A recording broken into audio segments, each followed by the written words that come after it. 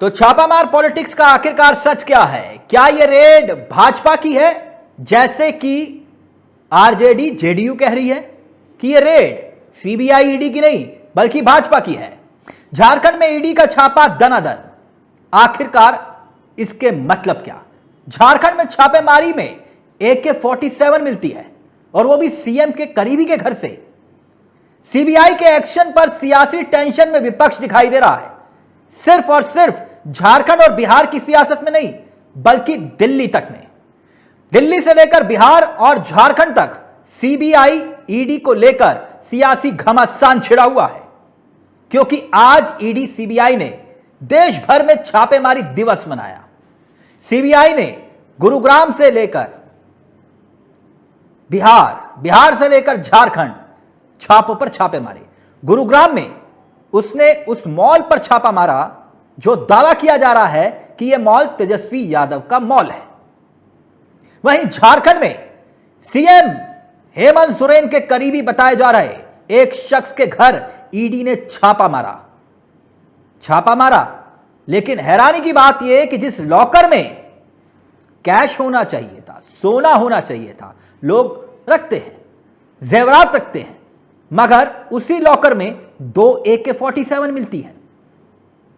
यह छापेमारी अवैध खनन मामले में की गई, जिसमें सीएम हेमंत सोरेन के करीबी प्रेम प्रकाश के घर के लॉकर से 2 AK-47 मिलती है। 60 राउंड गोली बरामद होती है, जिंदा कारतूस। है ना हैरानी की बात? तमिलनाडु, दिल्ली, झारखंड में 16 जगहों पर छापेमारी की खबरें आई। वहीं बिहार में फ्लोर टेस्ट के दिन सीबीआई की रेड पड़ गई, कई जगहों पर छापे लगे। अब विपक्ष सवाल उठा रहा है, ईडी सीबीआई आईटी का दुरुपयोग हो रहा है, जैसे कि हर बार यही बात कही जाती है। मैं अपने मेहमानों की तरफ रुख करूं, लेकिन उससे पहले आपको दिखाते हैं तेजस्वी यादव कैसे सवाल उठा रहे हैं। कह रहे हैं कि 3 जमाई हैं बीजेपी के, ईडी, सीबीआई और आईटी। इतना ही नहीं, सदन के भीतर कैसे निशाना साधा तेजस्वी यादव ने आज, पहले वो देखिए। मतलब आप भाजपा के साथ रहिएगा, हाथ मिला लीजिएगा तो राजा हरिश्चंद्र बन जाओगे, और हाथ नहीं मिलाइएगा तो भ्रष्टाचारी, क्रिमिनल, रेपिस्ट, और पीछे ईडी, सीबीआई, इनकम टैक्स को लगा दिया जाएगा। अब आप बताइए कि पूरी तरीके से बेबुनियाद आरोप हम लोगों पे लगाया गया, कैरेक्टर जो हम लोगों का खराब किया गया। 2017 में भी हम पे मुकदमा हुआ।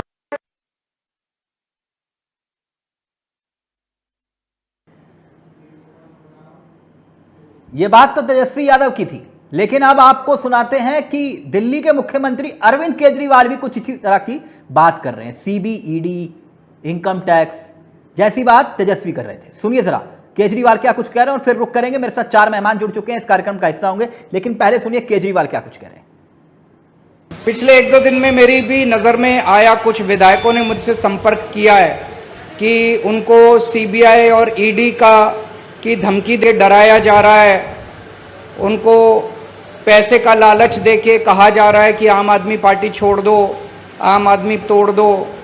ये बहुत गंभीर मसला। तो झारखंड में ईडी के छापे धनाधन, झारखंड ही नहीं बिहार में भी, गुरुग्राम में भी, और दिल्ली की सियासत भी आप देख रहे थे, सुन रहे थे, जहां पर सीबीआई के एक्शन पर सियासी टेंशन बन गया। आज इसी पर हम चर्चा करेंगे। मेरे साथ जो मेहमान जुड़ेंगे वो कुछ ही देर में आपकी स्क्रीन पर होंगे। मेरे साथ आज चर्चा में शामिल होंगे गुर्रेज शेख, बीजेपी के तेजतर्रार अनुभवी चेहरों में से एक हैं। मेरे साथ इस चर्चा में शामिल होंगे दीप जी, जो कि कांग्रेस के चेहरे हैं। मेरे साथ संगीता शर्मा इस कार्यक्रम का हिस्सा बन चुकी हैं, जो कि आम आदमी पार्टी का युवा चेहरा है। आप सभी का बहुत बहुत स्वागत है। गुर्रेज जी, इस चर्चा की शुरुआत आप ही से करेंगे, क्योंकि मसला सीबीआई, ईडी और आईटी का है। तो तेजस्वी और समूचा विपक्ष ये कह रहा है कि जब जब बीजेपी हारती है तब तब 3 जमाई को आगे करती है, सीबीआई, ईडी और इनकम टैक्स। देखिए, तेजस्वी ये कहेंगे तिलक जी क्योंकि हमको ये नहीं भूलना चाहिए कि झारखंड में आज जो पकड़ा गया है वो जो रूह को कांपा देता है कि एनफोर्समेंट डिपार्टमेंट बेसिकली जो कि आर्थिक चीजों से डील करता है, जब उसकी रेड होती है तो दो AK-47 राइफल्स निकलती हैं, राउंड जिंदा निकलते हैं। तो वहां पर भी जो सरकार चल रही है उसमें गठबंधन में पार्टनर है राजद, और इसीलिए रांची में भी काफी सुविधा मिली थी इन लोगों को। अब इससे ज्यादा मैं कुछ नहीं कहूंगा, आप समझते हैं बिटवीन द लाइंस चीजों को। लालू जी कहाँ एडमिट थे, कहाँ जेल में थे, सब मालूम है आपको। तो ये जो एक बौखलाहट है ना, वो वहां की भी है और गुड़गांव की भी है। क्योंकि आप ये देखिए, मेरा आज 15 साल का राजनीतिक जीवन है, इतने लोगों के, मुख्यमंत्री के, केंद्रीय मंत्रियों के, स्टेट के बड़े बड़े मंत्रियों के मैं भी बहुत नजदीकी रहा हूँ, इतना नजदीकी हूँ कि कई बार उनसे रात को 2-2 बजे भी बात होती है कुछ विषयों के ऊपर, राजनीतिक विषय होते हैं या फिर सामाजिक विषय होते हैं उनके ऊपर। लेकिन हमारे पास इतना पैसा नहीं आता। कैसे एक अंडे बेचने वाला व्यक्ति झारखंड मुक्ति मोर्चा के प्रमुख सुरेंद्र इतना बड़ा आसानी को मिलता है, तो उसको क्या जरूरत पड़ती है कि क्लेशिनकोव राइफलें उसके घर में रहती हैं।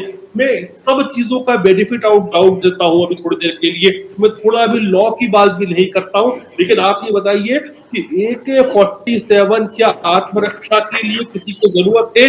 भारत के जो आर्म्स एक्ट है उसमें जो हथियार हमको मिलते हैं, हमको जो राइफल्स मिल सकती हैं, जो शॉटगन्स, रिवॉल्वर, पिस्टल मिल सकती हैं, वो पर्याप्त होती है?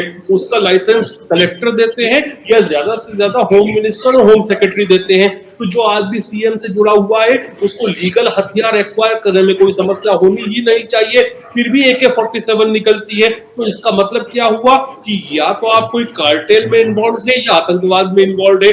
मैं तो निवेदन करता हूँ भारत सरकार से कि ATS से भी इसकी जांच हो और NIA से भी जांच हो, क्योंकि ये तार कहां जुड़ेंगे। ठीक, मैंने मैंने आपको रोका नहीं टोका नहीं। धनोज जी भी मेरे साथ जुड़ गए हैं, सीधा बिहार से इस वक्त लाइव हैं।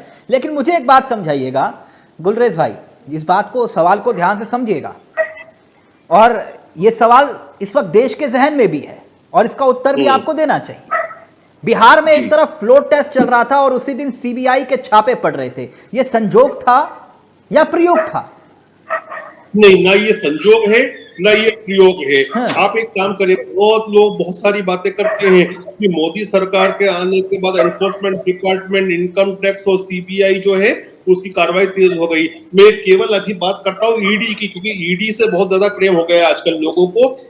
मनमोहन नहीं, आपको नहीं, ना ED से मोहब्बत आपके नेताओं को ही। अभी इसका प्रमाण देता हूं मैं अभी आपको। वो भी बोल लीजिए, लेकिन मैं नहीं बोल रहा, आपके नेता बोल रहे हैं। आपके नेता तो ये तक कह रहे हैं कि CBI बिकी हुई है, CBI बिकी हुई है। मैं नहीं कह रहा, आपके नेता कह रहे हैं, मैं आगे दिखाऊंगा आपको। लेकिन ना आप गुलेश भाई मेरे सवाल को गोल कर गए। मुझे एक बात बताइए, ये संजोग नहीं, ये प्रयोग नहीं, आप ये कह रहे हैं गुलेश भाई। आप दिलीप दादा की बात कर रहे हैं, उसका भी उत्तर आप ही के कार्यक्रम में मैंने पिछले डिबेट में दिया है। जी, मैंने पिछली दफा भी ये सवाल उठाया था। लेकिन मुझे एक बात बताइए, आप ये कह रहे हैं गुरेश भाई, आप बहुत काबिल प्रवक्ता हैं, मैं जानता हूं। संजोग और प्रयोग, आप ये कह रहे हैं ना ये संजोग है या ना एक प्रयोग है। मुझे फिर एक बात बताइए, नहीं मैं गलत नहीं बोल रहा सर, मैं तो सिर्फ सवाल पूछ रहा हूं। मैं तो आपके सामने डाटा रख रहा हूं, रॉ डाटा। सर आप देखिए, मनमोहन सिंह के कालखंड में एनफोर्समेंट डिपार्टमेंट की स्टाफ स्ट्रेंथ कितनी थी, इसको 4 गुना से मल्टीप्लाई कर दे, वो आज मोदी सरकार में है। तो जब किसी एजेंसी का साइज जो है 4 टाइम्स होता है तो उसकी कार्य करने की क्षमता भी 4 गुना होती है, तो डेफिनेटली आपको 4 गुना ज्यादा काम मिलेगा। अच्छा, ED और CBI में भर्ती हुई है मतलब? आप देख लीजिए डाटा। चलिए, बहुत, मैं आपकी बात स्वीकार कर लेता हूं। ED और CBI में, कम से कम ED और CBI में तो भर्ती की आपने। उसका एक परिणाम और भी देख लीजिए, इसका एक परिणाम और भी देख लीजिए। जैसे जैसे मोदी सरकार का समय बढ़ता जा रहा है, देश को चूना लगाने वाले, चाहे वो नीरव मोदी की बात करें, चाहे वो किंगफिशर वाले की बात करें, ऐसे लोगों की संख्या कम होती जा रही है। हाँ, क्योंकि विदेश में चले गए ना सर, इसलिए। खैर, अभी मैं उस पर नहीं आ रहा। मैं बहुत सारे लोग पहले होते थे, लेकिन जी। इनकी संख्या सर, ये हमारे लिए कोई गर्व की बात नहीं है ना कि पूरे देश और पूरे मुल्क की पुलिस जिसको तलाश रही है उसको मिस यूनिवर्स ढूंढ लेती है। है ना, ये हमारे लिए कोई गर्व की बात नहीं है। वैसे एक नहीं, बड़ी बात नहीं, अब मैं थोड़ा इस पे भी बोल लेंगे, इस पे भी बोल लेंगे मुझे। नहीं गुरेज भाई बोल दीजिएगा, लेकिन मुद्दे पे मैं मेरे सवाल को ले लीजिए, मसला ईडी और सीबीआई का है, मसला ईडी और सीबीआई का है, मैं उसी पर आ रहा हूं। गुरेज भाई मुझे एक बात बताइए, आपने कहा कि यह संजोग नहीं, प्रयोग नहीं, चुन चुनकर छापे मारे जा रहे हैं जैसा कि विपक्ष कह रहा है। कोई एक उदाहरण तो देश के सामने रखिए कि किसी बीजेपी नेता के यहां छापा लगाओ। भाई साहब, मुझे कोई बीजेपी नेता इतना बड़ा वाला दिखता ही नहीं कि जिसके घर में AK-47 होगी।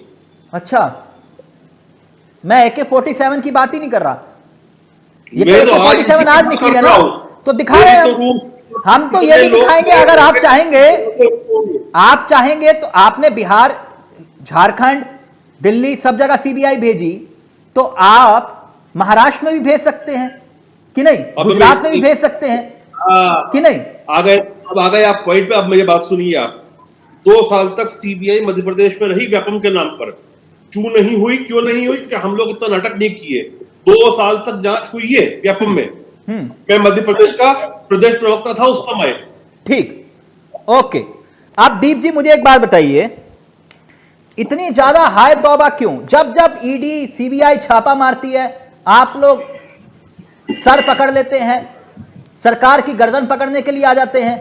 अब ईडी सीबीआई आपसे पूछकर छापा मारे या मुहूर्त निकाले? दीप साहब, आदरणीय चावला साहब, जो कार्रवाई हो रही है हम उसके खिलाफ नहीं है, लेकिन जिस नीयत से हो रही है, जिस नीति से हो रही है वो गलत है। ईडी के बगैर भी कोई कानूनों में उनकी जांच हो सकती है, लेकिन जिस तरह से आज ईडी, सीबीआई और इनकम टैक्स का दुरुपयोग हो रहा है, तो मैं आपको बताना चाहूंगा आपके चैनल के माध्यम से, आज की तारीख में ईडी, सीबीआई, इनकम टैक्स को संतुष्ट ना कर भारतीय जनता पार्टी को आप संतुष्ट कर दो तो बेहतर होगा। अगर भारतीय जनता पार्टी संतुष्ट है तो ईडी संतुष्ट है, ये आपको समझना पड़ेगा। अभी मैं गुलजेर साहब ने कहा कि हमारे में तो कोई भ्रष्टाचार नेता है नहीं। मैं आपसे पूछना चाहूंगा, मुकुल राय शारदा चिट फंड में थे, क्या हुआ? बीजेपी में आते ही उनके सारे गंगा जल से आपने शुद्ध कर दिया। और आपके शिवराज चौहान पुलिस घोटाले के अंदर है, शिक्षक घोटाले के अंदर है, उस पर कब जांच बैठाएंगे? नारायण राणा जिन पर जमीन घोटाले का केस है, संजय राठौड़, रेड्डी ब्रदर्स, शिवराज चौहान, तो आप शिवराज चौहान और रहे आपके अजीत पवार के साथ तो आपने चुप के सरकार बना रहे थे, उस पर आप जांच कब बैठाएंगे? अरे मैं ये पूछना चाहूंगा गुलजार साहब, नीरव मोदी इस देश से 20,000 करोड़ रुपए लूटकर भाग गया, ललित मोदी 3,000 करोड़ रुपए लूटकर भाग गया, नितेश संदेला 6,000 करोड़ रुपए लूटकर भाग गया, विजय माल्या 9,000 करोड़ रुपए लूटकर भाग गया। उस पर आपने ईडी, सीबीआई, इनकम टैक्स जांच बैठाई? नहीं बैठाई ना। आज की तारीख में 99% केस सिर्फ विपक्ष में क्यों हो रहे हैं, मैं पूछना चाहूंगा, आप इसका जवाब दीजिए। आज जो भी आपके अंदर चले आते हैं तो गंगा स्नान से शुद्ध हो जाते हैं, या उनको क्लीन चिट दे दी जाती है, या उनके में डाल दिए जाते हैं? इसका जवाब दीजिए आप। दीप साहब, मैंने एक कार्यक्रम किया था 22 तारीख को, उसका लिंक भी मैं आपको भेज दूंगा। मैंने पूरी एक चिट्ठी निकाली थी, पूरा चिट्ठा था, जिन जिन पर आरोप थे वो कहां कहां शामिल हुए, कैसे हुए और कैसे उनकी सब है, वो सब कुछ है। लेकिन अभी मैं उस विषय पर नहीं जा रहा। पहले मेरे को यह बताइए कि झारखंड में तो आपकी भी सरकार है ना, साथ में संजोग है ना सरकार में, हाथ तो है, भले ही ड्राइविंग सीट पर नहीं है आप, लेकिन मुझे एक बात बताइए, वहां पर एक मिनट, वहां पर ये AK-47 मिल रही है, सीएम के करीबी बताए जा रहे हैं, तो भी ये आप इसे जायज मानते हैं? हैरानी नहीं हुई आपको? आदरणीय चावला साहब, मैं मानवता के खिलाफ जो देश के अंदर करेगा मैं उसके खिलाफ हूं, चाहे उन पर कार्रवाई होनी चाहिए। लेकिन मैं आपसे पूछना चाहूंगा, आज केंद्र सरकार सीबीआई, ईडीआई का राजनीतिक हथियार के रूप में इसका इस्तेमाल कर रही है। आपने देखा बिहार के अंदर हमारा महागठबंधन सरकार जब बहुमत परीक्षण करने वाले थे, उनके ऊपर ईडीआई, सीबीआई के, अगर उनके ऊपर ईडीआई, सीबीआई डाल रही है, तो ये चाहते हैं किसी तरह महाराष्ट्र सरकार की तरह, तो यही ईडी को निकाल रही है ना, AK-47 अगर ईडी निकाल रही है तो आप इसमें भी राजनीति करेंगे? उसकी जांच करिए, मैं तो कह रहा हूं जांच करिए उसकी, मैं कह रहा हूं जांच करिए उसकी, अगर वो दोषी होते तो अंदर डालिए उनको। मैं आपके चैनल के माध्यम से कह रहा हूं ये बात। आप ये कह रहे हैं कि आप ये जो है राजनीतिक इस्तेमाल कर रहे हैं ईडी, सीबीआई का, और राजनीतिक तोते तो फिर पिंजरे में बंद किसने कर रहा था? पिंजरे में बंद किसने करा था तोते को? चावला साहब, आज मुद्दा क्या है, कांग्रेस बेदाग है। जिस तरह ये कांग्रेस को ये नाकाब सोच रहे हैं कि ईडीआई, सीबीआई का डर दिखा देंगे, ऐसा नहीं है। मैं तो ये कह रहा हूं, अगर AK-47 जिसके घर पे मिली है उसके ऊपर जांच करिए आप, लेकिन आपने ये भी देखा होगा आज 99% जितनी विपक्ष पार्टी है उसके ऊपर ईडी सीबीआई इनकम टैक्स है, लेकिन मैं इनसे पूछना चाहूंगा 17-18 राज्यों में इनकी सरकार है, एक भी भारतीय जनता पार्टी का नेता जो भ्रष्टाचार में लिप्त है उनके ऊपर केस कराओ तो बता दीजिए। गुजरात के अंदर अभी 100 आदमी जहरीली शराब से मर जाते हैं, उनका नेता उसके अंदर लिप्त होता है, उसको आपने ईडी सीबीआई बैठाई, उस पर जांच भी नहीं करी आपने। बलिया के अंदर 60 आदमी जहरीली शराब से मर जाते हैं, उस पर आपने जांच तक नहीं बैठाई, और आप यहाँ बड़ी बड़ी बातें कर रहे हो गुलजार भाई। आपको देखना होगा कि आप किस तरह की बातें कर रहे हो। आज 99% मैंने आपको क्या कहा, सीबीआई इनकम टैक्स को संतुष्ट करने से जरूरत है भारतीय जनता पार्टी को संतुष्ट करना। ठीक, मैं आपका सवाल उठाऊंगा, लेकिन संगीता जी और धनोज जी बहुत देर से वेट कर रहे हैं। लेकिन संगीता जी, आपसे एक बात जानना चाह रहा था। आज फिर केजरीवाल जी आए जी, उन्होंने कहा कि भैया हमारे विधायकों को खरीदा जा रहा है जी, सरकार गिरने की कोशिश की जा रही है जी, आप लोग रिकॉर्डिंग सुनाते नहीं है जी, किसने फोन किया, गुर्रेज भाई ने किया, वो सुना दो जी। लेकिन खैर, हर बात पर सीबीआई और ईडी का मसला उठाकर आप लोग विक्टिम कार्ड क्यों खेलते हैं? आप सीबीआई और ईडी जो है आपसे पूछ के या मुहूर्त निकाल कर छापा डालेगी? क्यों डर रहे हो सीबीआई से जब कुछ किया नहीं तो? तिलक भाई, मैं अपनी बात शुरू करने से पहले आपको वीडियो की कुछ लाइनें सुनाऊंगी, उसके बाद मैं आपकी बात का जवाब दूंगी।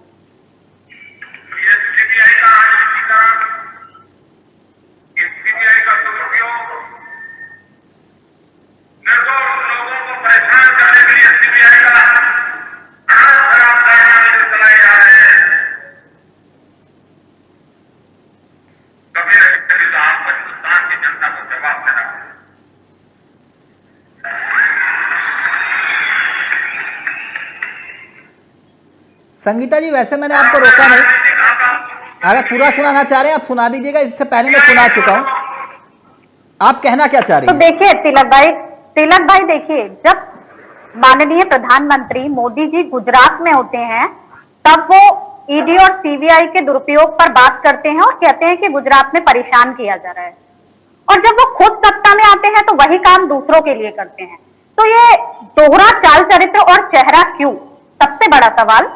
और दूसरी चीज, जब ईडी और सीबीआई है, लोग भ्रष्ट हैं, आप उनके घर छापे मार रहे हैं, ठीक है, तो आपके अपने लोग क्या कमल छाप डिटर्जेंट पाउडर से धुले हुए हैं, जो कि वो बेदाग है, उन पर कोई दाग ही नहीं है। और दूसरी चीज देखिए, कोरोना महामारी इतना बड़ा हमारा काल चला, और कोरोना महामारी में पीएम केयर फंड था एक, उसके पैसे की जांच क्या हुई, वो पैसा कहां खर्च हुआ, उस पैसे का क्या यूज किया गया?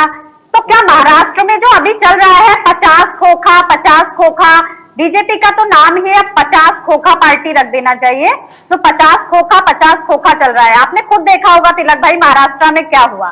तो क्या वो पैसा वहां यूज हो रहा है? जो सरकार अटल जी के पदचिन्हों पर चलने वाली सरकार आज ऐसे कृत्य कर रही है कि अटल जी देख करके शर्मिंदा होते होंगे। मुझे एक बात बताइए संगीता जी, किस डर क्यों रूप रहे में हो? वो पार्टी को छोड़ करके गए आप और तो कहां कट्टर पहुंच गए? ईमानदार हो ना, कट्टर ईमानदार हो, डर क्यों रहे हो? देखिए, डर की क्या बात है, हमने तो वेलकम किया, हम डरे नहीं। लेकिन देखिए तिलक भाई, अगर किसी व्यक्ति पर कोई कार्यवाही होती है और वो निर्दोष है, उसे बार बार अगर पुलिस स्टेशन के चक्कर लगाने पड़ते हैं, उसे बार बार, तो वो काम नहीं कर पाता, वो कैसे पता काम नहीं कर चलेगा? पाता। आप अपनी इन्वेस्टिगेशन क्योंकि ब्यूरो चलाएंगे, जांच होने दीजिए ना। आप कह रहे थे हम कट्टर ईमानदार हैं। नहीं, देखिए तिलक भाई, 400 फाइलों की जांच दिल्ली सरकार की इनकी सुंगलू कमेटी ने की, क्या कुछ निकला? इन्होंने 40 विधायकों को पकड़ा, क्या कुछ निकला? तो ये तो लगातार विपक्ष को काम करने से रोकना चाहते हैं।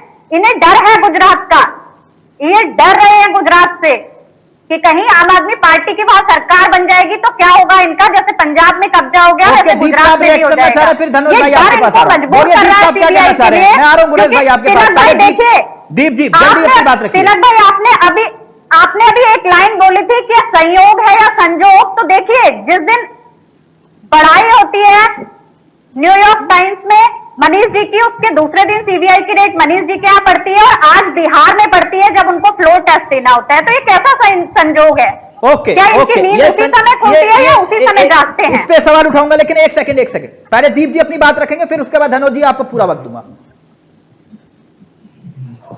आदरणीय चावला साहब, अभी मेरी बहन संगीता बहन जो बड़ी बड़ी बातें कर रहे हैं कि आज इस तरह शिक्षा की दवाई दे रहे हैं या स्वास्थ्य की दवाई दे रहे हैं, तो मैं उनको बताना चाहूंगा जिस शिक्षा मॉडल के अंदर आप जो बड़ी बड़ी बातें कर रहे हैं, आज 745 स्कूलों के अंदर प्रिंसिपल तक नहीं है, 516 स्कूलों में वाइस प्रिंसिपल नहीं है और 16,834 शिक्षकों की पोस्ट खाली है। और जो बजट था शिक्षा का वो आपने घटा के सालाना 40% कटौती उसमें भी कर दी है। 700 स्कूलों में 10वीं और 12वीं में साइंस तक नहीं है। और आप बात कर रहे हो, आपने 7 साल के अंदर 16 स्कूलों को बंद करा और एक स्कूल बनाया। आप बता दीजिए आपने कौन सा रोड बनाया, कौन सा स्कूल बनाया। और मैं तो कह रहा हूं आपका ही नीति, आपके पास अभी तो आपका ही नीति के अंदर मनीष सिसोदिया जेल जाएंगे, कुछ दिनों बाद केजरीवाल भी जेल जाएंगे, तो उनके ऊपर जांच होगी। अच्छा, ओके, ठीक है, ओके संगीता जी, मैं आपके पास आऊं, लेकिन मसला ईडी और सीबीआई का था। आप शराब नीति, शिक्षा नीति और सिसोदिया जी और केजरीवाल को घसीट लाए, ठीक है, अच्छी बात है। लेकिन धनोज जी, आप तो बिहार में हैं, बिहार में छापा बहा, कहां बहा? बिहार में छापा बहा की बात करूंगा माय डियर चावला जी। अभी मैं अपने ऑल डियर फ्रेंड को सुन रहा था, तब अपने अपने डिफेंस में बहुत कुछ कह रहे थे, लेकिन जैसा कि आप जानते हैं, हम तो प्रत्यक्ष देखते हैं उसी को बोलते हैं। 2 लाइन से शुरुआत, हवा आंधी बनकर उड़ा रहा है देश के घोटालेबाजों और बेईमानों का। हवा आंधी बनकर उड़ा रहा है देश के घोटालेबाज और बेईमानों का। फिर भी दावा, देखिए, फिर भी दावा कर रहा हो अपने खोखले ईमानों का। फिर भी दावा कर रहा हो अपने खोखले ईमानों का। देखिए, ईडी का छापा हो, चावला जी आपके घर पर हुआ क्या? मेरे घर से क्या निकाल लेंगे? अरे निकलने से मतलब नहीं है। हाँ, मेरा आपने का मैं जो देखता हूँ बोलता हूँ। नहीं, मैं भी वही कहता हूं, देखता हूँ। मुझसे कहते हैं कि भाई डर नहीं लगता, मैंने कहा मैं क्यों डरूं? सवाल सत्ता से पूछा जाता है, मैं पूछता हूं। जो कलम खरीद लेगा वो डरता होगा, जिसकी कलम बिक जाती है वो डरता होगा, मैं नहीं डरता। ये देश की जनता भली भांति जानते हैं, मैं वो बात नहीं कहना चाहता जो आप जानते हैं। मैं ये कहना चाहता हूं कि जितने लोगों के घर पर छापा पड़ा ईडी का, क्या वो आम आदमी के फैक्ट्री से साफ सुथरा साबुन से धुला हुआ था? वो कांग्रेस पार्टी के फैक्ट्री के साबुन से साफ सुथरा हुआ था? मैं तंज कस रहा हूं, क्या आम आदमी पार्टी का कोई फैक्ट्री बना था जिसमें कोई आम साबुन का नाम हो और उसमें उसकी धुलाई हुई हो? वो बिल्कुल साफ हो, नीट हो कि नहीं हो, वो फेयर हो, सबको पता है। जैसे लालू यादव जी जेल काट के आए, सबको पता है। ये जितने घोटालेबाज हैं, इनको सिर्फ गाल बजाना आता है, जनता को बेवकूफ बनाना आता है, इनको जमानत लेना आता है, इनको कोर्ट का दरवाजा खटखटाना नहीं आता है। मैं सुनकर ताजुब होता हूं। 2 करोड़ की कार कैसे चलेगी? आप बताइए ना ये चीजें, आप बताइए ये चीज। जैसा कि आज प्रॉपर्टी 100 करोड़ के पार क्यों है, बताइए ये चीज। आप बीजेपी के इतने हिम्मती बने, वो भ्रष्टाचार में लिप्त नहीं है? बताइए, भ्रष्टाचार में लिप्त है कि नहीं है? भ्रष्टाचार में लिप्त है कि नहीं है, ये बताइए। आप अगर इतनी प्रवक्ता है तो आप बीजेपी प्रवक्ता लिखाइए। मेरे मुंह में उंगली मत करवाइए। और हजारों करोड़ की मार्केट बन जाती है। धनोज जी, अगर राजनीतिक विश्लेषण करना है तो दोनों तरफ की बात रखिए। आप ये बताइए, अमित शाह का आप सपोर्ट कर रहे हैं, जो उसके बेटे जय शाह की संपत्ति 50,000 से आज 100 करोड़ के पार कैसे? बताइए आप। आज देश का चौकीदार सिर्फ सत्ता को पाने के लिए, अजर अमर करने के लिए कुछ भी कर सकता है, ये नहीं बोलेंगे, ये नहीं बोलेंगे, क्योंकि आपकी उसके अंदर दुलाली चल रही है। आप नहीं बोल सकते चीजें, नहीं बोल सकते। आप सिर्फ आप उनके गीत गाए जाए, कुछ नहीं होगा। देश देख रहा है आप लोगों को भी। आजकल के पत्रकार चापलूसी की तरह अपनी सीमा को पार कर रहे हैं, लेकिन जो सच्चाई है उसके ऊपर सब तक नहीं बोलते, महंगाई पे नहीं बोलते, भ्रष्टाचार पे नहीं बोलते, रोजगारी पे आप लोग नहीं बोलते। धनोज जी को पहले अपनी बात रखने दीजिए, फिर मैं आपके पास आ रहा हूं। माननीय स्वर्गीय इंदिरा गांधी ने एक साड़ी में सोनिया गांधी को देश में बहू बना के लाया था।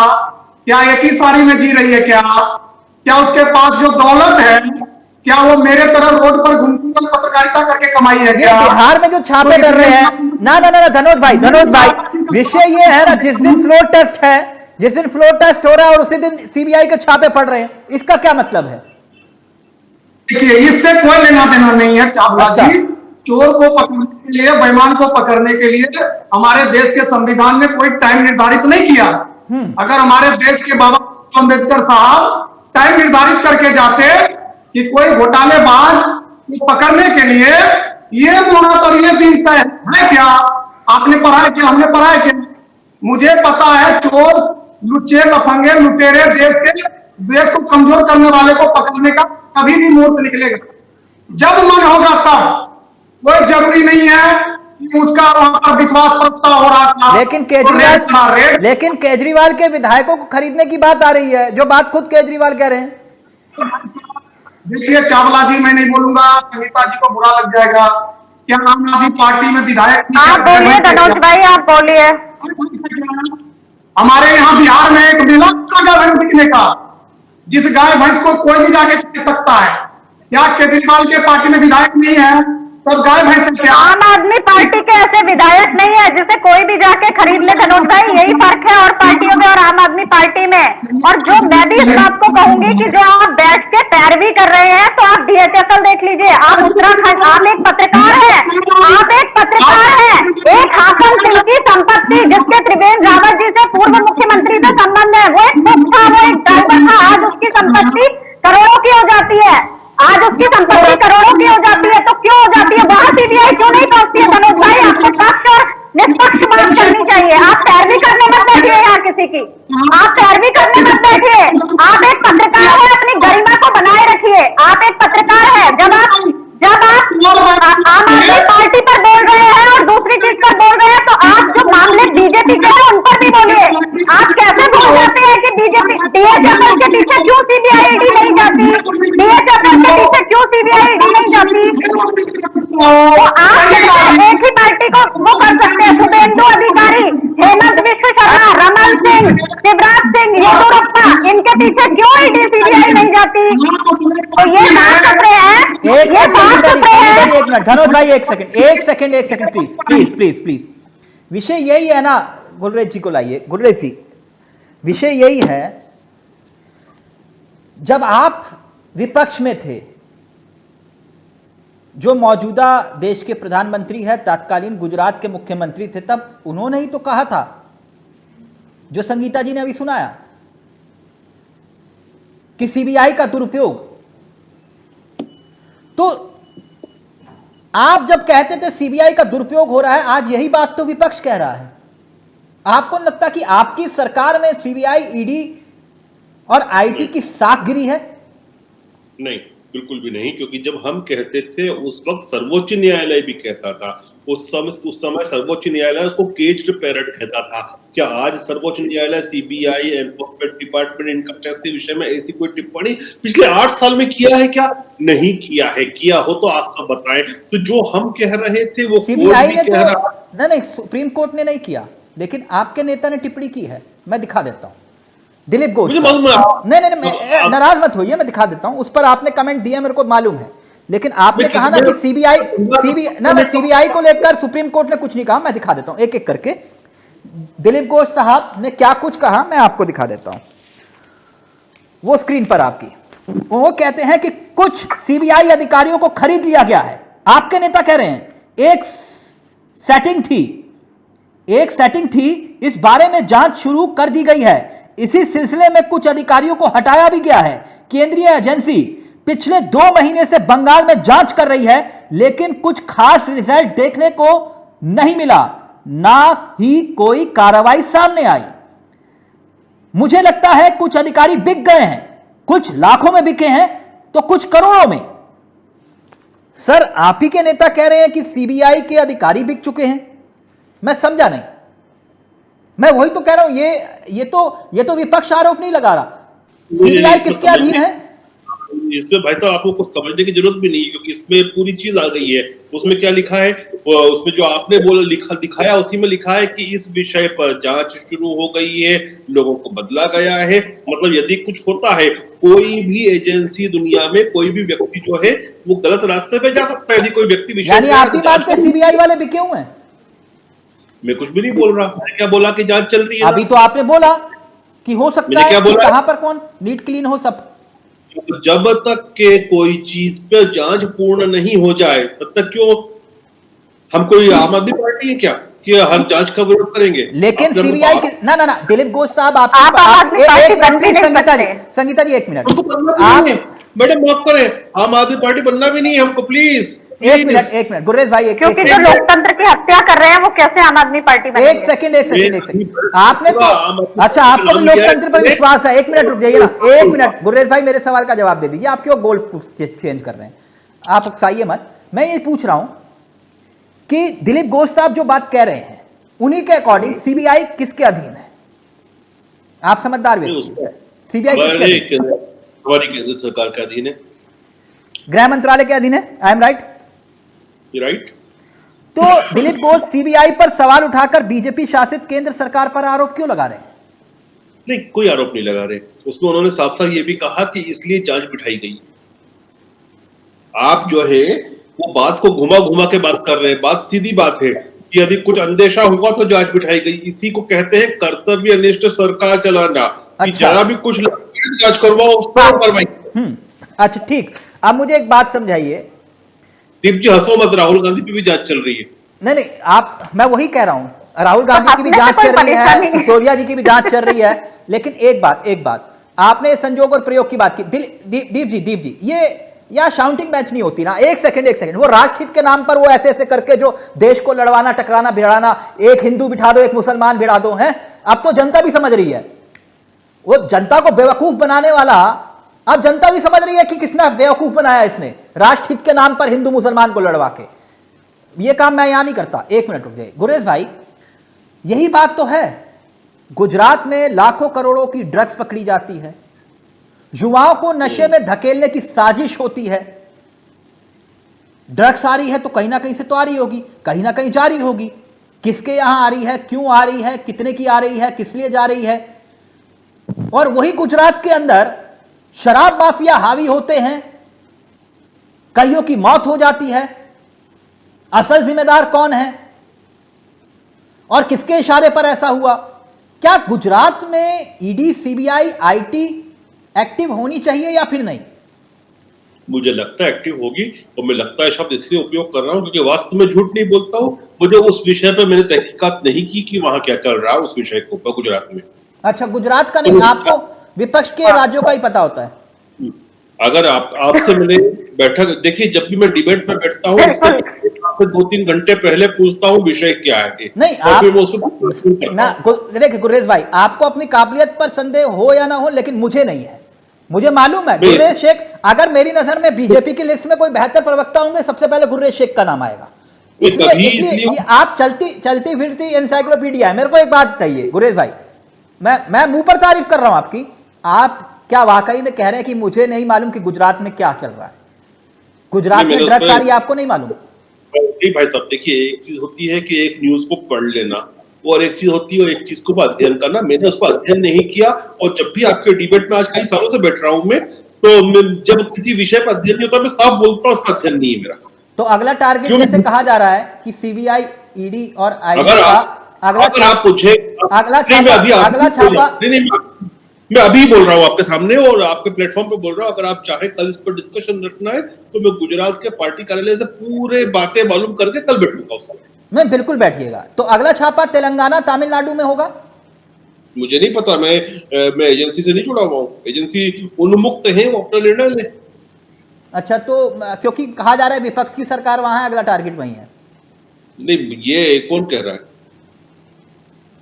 ये कह रहे हैं जहां जहां विपक्ष है। मैंने तभी पूछा तमिलनाडु में भी अगला, तेलंगाना में भी अगला छापा कि ईडी में तो किसी अधिकारी को जानता भी नहीं हूं, क्यों गलत बात बोलूं? ठीक। अब दीप साहब एक एक करके जो सवाल आप लोगों ने उठाए मैंने वही सवाल पूछे गुरेज भाई से।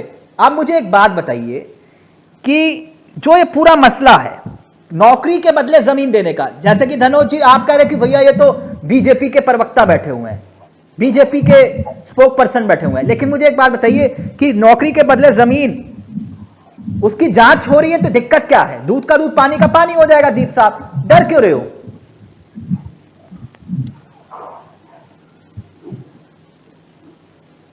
आदरणीय तिलक भाई, मैं तो कह रहा हूँ जांच होनी चाहिए। मैंने कब मना करा जांच नहीं होनी चाहिए? आप बताइए। मैं आपके चैनल के माध्यम से भी कह रहा हूँ, चाहे तो कोई भी दोषी हो, क्या जांच होनी 10 जनपद की चाहिए। परमिशन दे लेकिन पाएंगे? मैं पहले किसकी 10 जनपद की तिलक परमिशन? भाई, मैं आपको बिल्कुल जांच कराइए। अगर हम दोषी होंगे तो हम अंदर जाएंगे। हम तो आप तो खुले में सड़कों कह पर रहे हैं, उतर जाते हो। कराइए। महंगाई के लिए इतने सड़कों पर नहीं उतरे, ईडी बुला ले तो आप सड़कों पर उतर जाते हो। तो तिलक भाई, मैं आपको कुछ बता दूं जी कि आज देश का चौकीदार सिर्फ चौकन्ना है सत्ता पाने में। सबसे बड़ा उदाहरण इनके डिफेंस मिनिस्टर राजनाथ सिंह ने भी कहा, और इनके गडकरी साहब ने भी कह दिया कि मैं परेशान हूं। उन्होंने क्या कहा कि मैं परेशान हूं, मुझे लगता है कि राजनीति छोड़ दूं। पहले लोग राजनीति करते थे देश समाज के लिए, लोग आज राजनीति कर रहे हैं सिर्फ सत्ता पाने के लिए। अरे भारतीय जनता पार्टी तो अजर अमर होना चाहती है। ये चाहती है कि हम कभी इलेक्शन हारे ही नहीं। और धनोज भाई, मैं आपसे एक बात पूछना चाहूंगा, आप राजनीतिक विश्लेषण हो, आपको दोनों पार्टी बात रखनी चाहिए। आपने नीरव मोदी के बारे में एक शब्द नहीं बोला, ललित मोदी के बारे में एक शब्द नहीं बोला, नीतीश विजय माल्या के बारे में एक शब्द नहीं बोला, नारायण राणे के बारे में एक शब्द नहीं बोला, जो देश को लूट कर विदेश चले गए। और आज जो यहाँ पर है उसके ऊपर आप आओ लुक ऑर्डर के ऑर्डर दे रहे हो। तो मेरे को ये बड़ी ताज्जुब वाली बात होती है कि आज के प्रवक्ता भी, आज के पत्रकार भी अगर निष्पक्ष बात नहीं कर पा रहे हैं तो इसका सबसे बड़ा दुर्भाग्य क्या है, ये मैं आपको कहना चाहूंगा। लेकिन कोई बात नहीं, 99% विपक्ष पे ईडीआई, सीबीआई, इनकम टैक्स के छापे लग रहे हैं, उससे भी हम नहीं डरेंगे। मैं पूछना चाहूंगा, तो गुजरात कोर्ट में 20,000 करोड़ रुपए की ड्रग्स मिलती है, उस पर ईडीआई का केस क्यों नहीं बनता? जब वो मामला कहां चला जाता है, उसकी कोई मामला पता ही चला। गुलजार साहब तो साफ नट गए, और गुलजार साहब तो नेशनल चैनल पर बैठते हैं, और आपके एक नेशनल चैनल से भी अच्छा चैनल है, उस पर इन्होंने सरेआम झूठ बोल दिया। इस खबर के बारे में मुझे पता नहीं है। जब भारतीय जनता पार्टी के प्रवक्ता कहीं फंसते हैं तो उनको वो वहां से भागने की कोशिश करते हैं। इनको बस हिंदू मुसलमान और ईडीआई की, सीबीआई की ये बात सबसे आगे भाषण देंगे। मैं इनसे यही पूछना चाहता हूँ कि आज जवाब ले लीजिए, जवाब 6 लाख करोड़ घोटाला होता है, इन पे घोटाला, उस पर आप नहीं बोलते हो। उसमें आपकी याददाश्त कमजोर होती है। गुलजार साहब, याददाश्त इतनी जाती है आप लोगों की। देखिए भाई साहब, शायद तिलक साहब ये बात अच्छी तरह से जानते हैं कि मैं जिस भी विषय पर डिबेट करने आता हूं उसका पूर्ण अध्ययन करके हर क्वेश्चन का उत्तर देता हूं। ऐसा नहीं है कि मैं इधर उधर डॉज करूं, जैसे संगीता जी कर रही हैं या दीप साहब कर रहे हैं। अभी तक इन्होंने जो दारू की नीति लाए हैं, शराब नीति, उस पर एक शब्द बात नहीं की है। अभी तक जो AK-47 की बात है, ये बड़े दुर्भाग्य की बात है। अगर आप इस तरह के प्रवक्ता हो तो ऐसे प्रवक्ता नहीं होने चाहिए। मैं कह रहा हूँ, किसी टीवी चैनल पर अगर आप जा रहे हो, आपके अंदर गुजरात के अंदर आपकी सरकार है, वहां 100 आदमी की डेथ हो। ये मसला ईडीसी क्या है आपकी सरकार? बताइए ना मुझे। नपुंसक सरकार है आपकी, कि भ्रष्ट सरकार है, कि आतंकवादियों माफियाओं के साथ मिली हुई सरकार है जो आपके लोगों के पास AK-47 निकलती है? किसी ने बात नहीं की तिलक भाई? किसी ने अभी तक आपका मैं तिलक भाई आपके चैनल पे कह रहा हूं, चाहे कोई भी दोषी हो, कोई भी गुनहगार हो, अगर वो दोषी पाया जाता है उसको अंदर डालिए। पर मैं इस बात से पलट नहीं रहा। आप तो जिस तरह पलट गए, अरे बड़ी दुर्भाग्यपूर्ण बात है। आप प्रवक्ता हो एक नेशनल पार्टी के, और आपको ये चीज का नहीं पता। बलिया के अंदर आप देखिए 60 आदमी जहरीली शराब के अंदर मर गए, उसका भी नहीं पता। आपका योगी बाबा का राज कहां चला गया? अरे योगी बाबा का राज कहां चला गया? इस्तीफा दे दीजिए आप। एक सेकंड प्लीज, एक एक करके। संगीता जी, पहले आपसे मैं आपके पास आऊं, लेकिन आपने एक सवाल उठाया तो सवाल का जवाब गुलरेज शेख से ले लो। गुलरेज भाई, संगीता जी ने कहा कि ईडी सीबीआई जो जांच चल रही है चले ठीक है, लेकिन क्या कोरोना महामारी के दौरान पीएम केयर में जो पैसा जमा किया गया, हजारों करोड़ रुपए का इस्तेमाल हुआ, उसकी भी जांच होगी कि नहीं? जरा इनसे ये पूछो पहले, क्योंकि मुझे आप संगीता जी ऑफिशियल प्रवक्ता है क्या आपकी?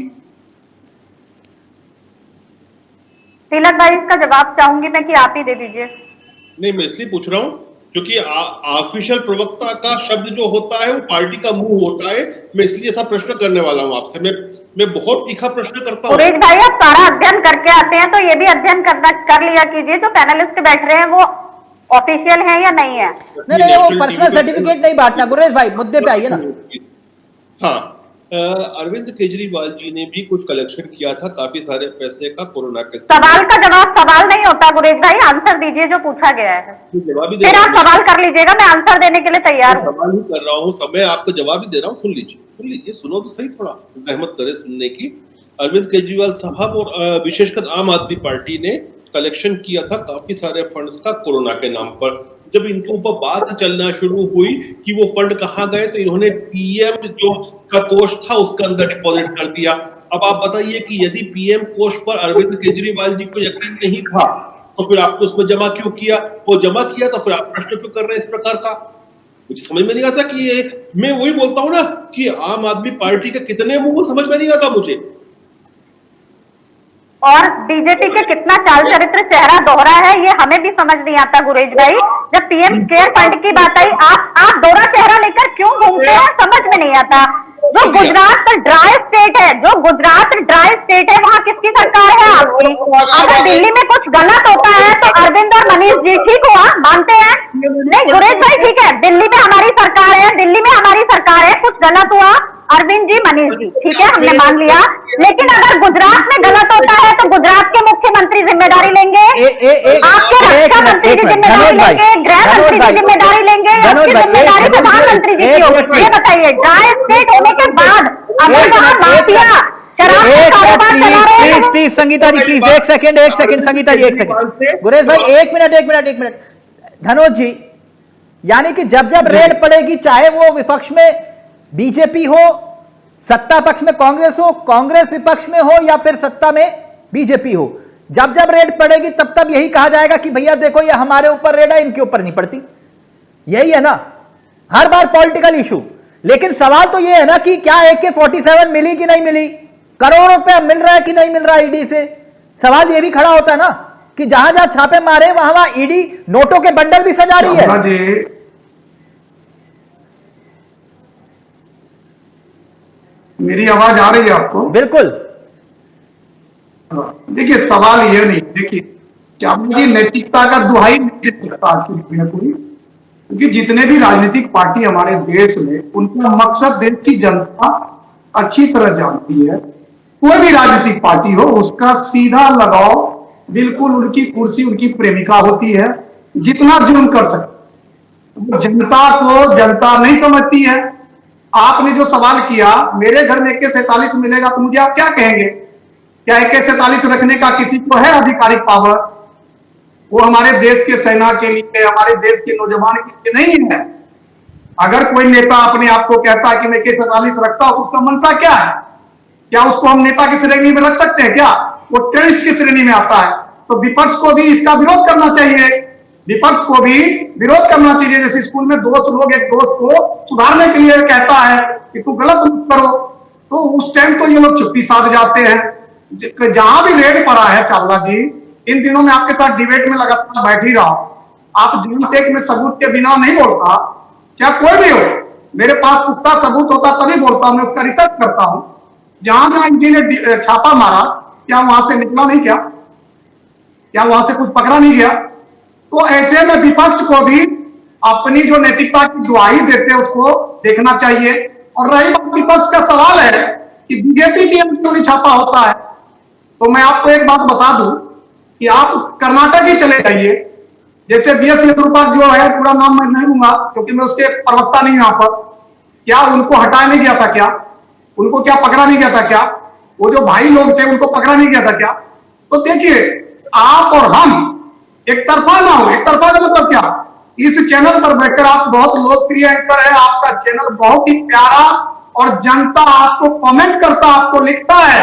अगर डॉक्टर धनोज कुमार भी गलत बोलता है तो आपको लिख देता है कि धनोज कुमार जी से सवाल पूछिए। तो सवाल पूछने का काम आपका भी है, मेरा भी है। मैं यहाँ पैनल पर बैठे हुए नेताओं से पूछता हूँ, क्या मेरे सवाल का जवाब है? मैं बहन सुनीता जी से पूछ लेता हूँ। इनके नेता केजरीवाल जी आए थे वेगनार से, कहां गए इनके वेगनार? कौन से गैरेज में खड़ी है? कहां रिपेयर हो रहा है इसका वेगनार? ये आए थे कि हम मेट्रो से चलेंगे।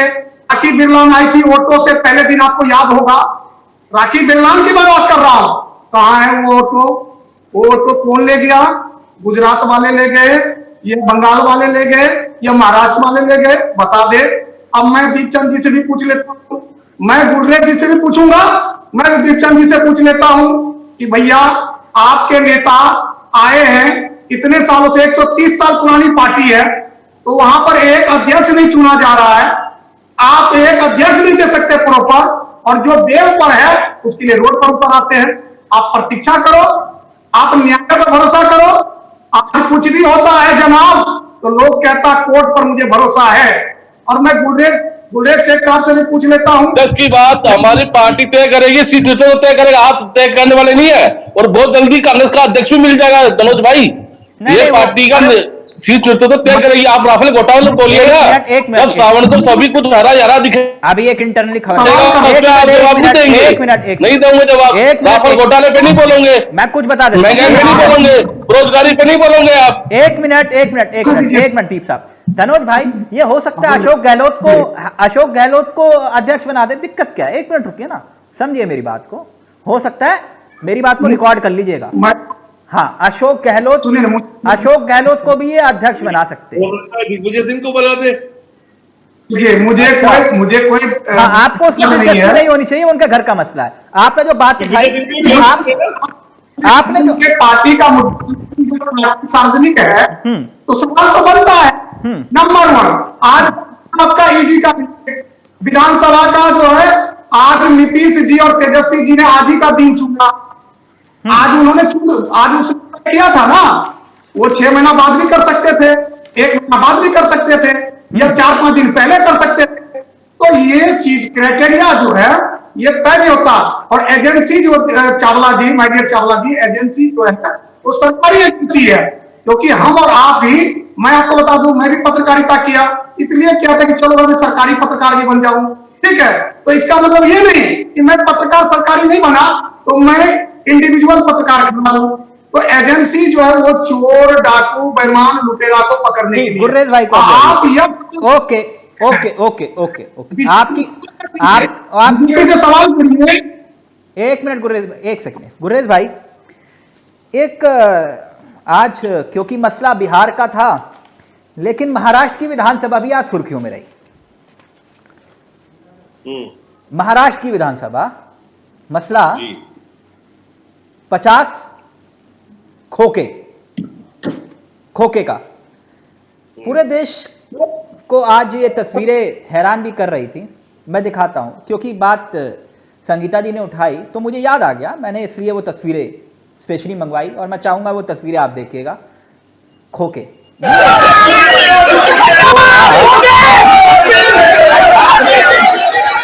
ये गुररेज भाई जो आप देख रहे हैं, सुन रहे हैं, थोड़ा सा ऑडियो नीचे। गुररेज भाई, ये जो आपस में भिड़ रहे हैं ना विधानसभा में, विधानसभा की सीढ़ियों पर 50 खोखे के मुद्दे गूंज रहे थे। 50 खोखे आप समझते हैं ना, वो खोखे, वो जो करोड़ वाला, 50 करोड़ के मुद्दे शिंदे, शिवसेना और एनसीपी के विधायक आपस में भिड़ गए, जमकर धक्का मुक्की हुई। ये गुररेज भाई को स्क्रीन पे, गुररेज भाई, इत्तेफाक से महाराष्ट्र में मुबारक हो, आपकी सरकार बन गई है ना, है। और कहा यह जा रहा है ये मसला 50 खोखे वाला है। 50 खोखे एकदम ओके, 50 खोखे एकदम ओके। ये वहां नारे लग रहे थे, मेरा नहीं है, आप नाराज मत होइएगा, ये मेरा नहीं है, वहां नारे लग रहे थे कि 50 खोखे एकदम ओके।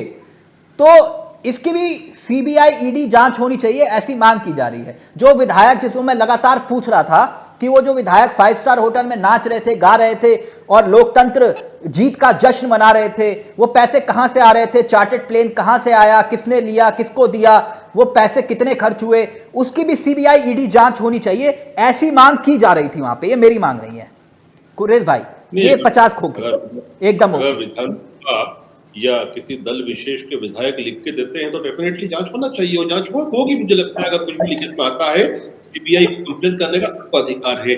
मैं ज्यादा इसलिए नहीं बोलूंगा कि मुझे उसमें भारतीय जनता पार्टी का एक भी विधायक नहीं दिख रहा है। बेहतर ये होता कि शिवसेना के दोनों दलों से और एनसीपी से किसी को बिठाते, लेकिन मुझे जो दूरदृष्टि से दिखता है अपनी, मुझे ये लगता है कि जब दो प्रेमियों में झगड़ा होता है तो फिर बात बहुत गंदी होती है, सड़क पे भी होती है। ये अच्छा, वही दो स्थिति प्रेमियों में देखिए। झगड़ा हो गया, ये झगड़ा करवाया किसने? अब घर की बातें हैं, हम क्या बोले, लेकिन कई बार क्या होता है कि जब घर का बच्चा भी गलत राह पे चल जाता है हाँ। तो उसको भी उसके घर भगा देते हैं। अच्छा अच्छा, ये तस्वीरें एक बार फिर से प्ले करिएगा। मैं ये कह रहा हूं कि ये तस्वीरों को देखकर आपको हैरानी हुई? 50 खोके एकदम ओके। महाराष्ट्र विधानसभा में शिंदे सरकार के खिलाफ विपक्ष के नारे लग रहे थे, तो क्या मतलब ये एकदम बात ओके, 50 खोके वाले नारे, और शिंदे गुट इसको लेकर भड़क गया। तो इसमें ऐसी स्थिति बनती है। हाँ। मैं थोड़ा दीप जी जो है ना, उस पर उनका दीपक का प्रकाश ज्यादा आएगा। क्यों आएगा? क्योंकि आप देखिए कि घर के भाई ही नहीं, बच्चा कोई गलती करता है तो घर के बुजुर्ग भी ऐसे एक्शन लेते हैं। इसी प्रकार से लात मार के इंदिरा गांधी को भगाया था और कांग्रेस वो बनाई थी सिंडिकेट कांग्रेस ने, आप याद कीजिए। और ऐसी ही तनातनी हो रही थी कांग्रेसियों के बीच में। नहीं, मुझे तो वो भी याद था जब केसरी की धोती खींची गई थी, है ना? अरे हाँ, खिचड़ी की फाड़ी थी, हाँ, फाड़ी थी, टॉयलेट हाँ, में रख दिया था। और मुझे वो भी याद था, है ना, आपके अध्यक्ष पैसा खुदा तो नहीं, खुदा से कम भी नहीं, है ना? मुझे तो बहुत कुछ याद है। छोड़िए उस बात को गुरेज भाई, बात दूसरी तरफ चली जाएगी। आपने अगर अपने नेता का जिक्र कर लिया तो चलते चलते, क्योंकि वक्त इजाजत नहीं दे रहा, एक तस्वीर दिखाऊंगा आपको, सौभाग्य से देखनी चाहिए। जानते हैं किसकी दिखाना चाह रहा हूं तस्वीर? लेटेस्ट तस्वीर है। अभी तो मुझे AK-47 दिख रही है। एक और फ्रिंज एलिमेंट है, प्ले करिए। AK-47 ना, AK-47 फ्रिंज एलिमेंट जिन्हें आप कहते हैं।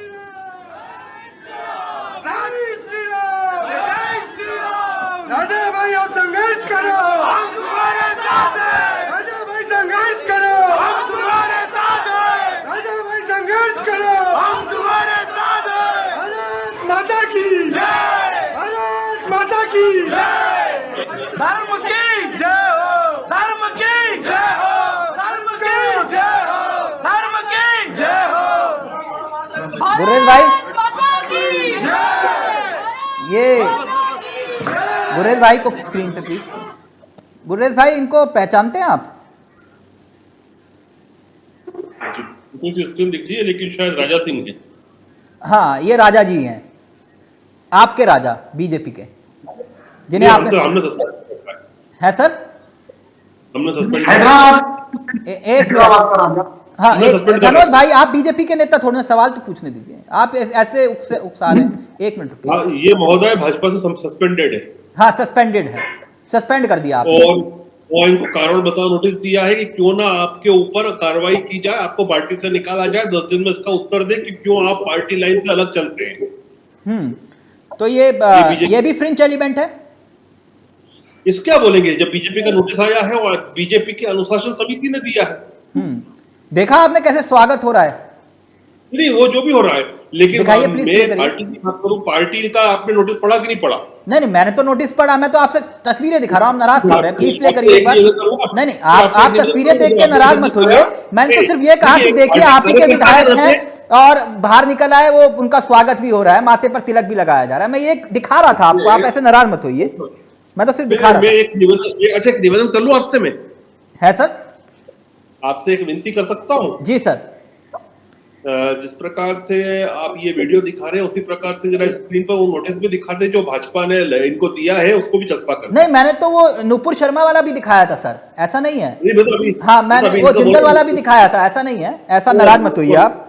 मैं गुरेज भाई, आप नाराज नहीं होते, लेकिन आप नाराज मत होइए। ऐसा जो है मैंने तो दिखा दिया आपको, वो आपने सस्पेंड किया, बहुत अच्छी बात है, लेकिन क्यों किया, किस लिए किया, ये भी बता दीजिए जनता को ना। नहीं, जो किया गलत किया उन्होंने। हाँ, बिल्कुल, हम स्पष्ट बोलते गलत किया। हाँ, तो ऐसे फ्रिंज एलिमेंट को जिनके खिलाफ 43 केस हो, है ना, और इस तरह से, और वो भी 19 धार्मिक उन्माद फैलाने के, तो बड़ी दिक्कत हो जाती है आप लोगों के लिए भी, क्योंकि आप चाल चरित्र वाली पार्टी है ना, चाल चरित्र और चेहरे वाली, तो इसलिए मैं कह रहा था। थैंक यू सो मच, बहुत बहुत शुक्रिया गुरेज भाई आपका भी, और दीप जी आपका भी, धनोज भाई आपका भी, और संगीता जी आपका भी। तो छापेमारी की सियासत को लेकर सवाल कई थे और उन सवालों के जवाब, लेकिन सवाल सबसे बड़ा यही कि घर में AK-47 रखना, 60 जिंदा कारतूस रखना, और जो ईडी के छापों में करोड़ों रुपया पकड़ा जा रहा है, क्या वो भी झूठ है? यह भी एक अपने आप में बड़ा सवाल है। हो सकता है कि छापेमारी सियासी नजरिए से हो, लेकिन वो नोटों के बंडल जो पकड़े जा रहे हैं वो भी क्या झूठ है? इस सवाल का जवाब आप भी तलाशिए। नमस्कार, जय हिंद, जय भारत।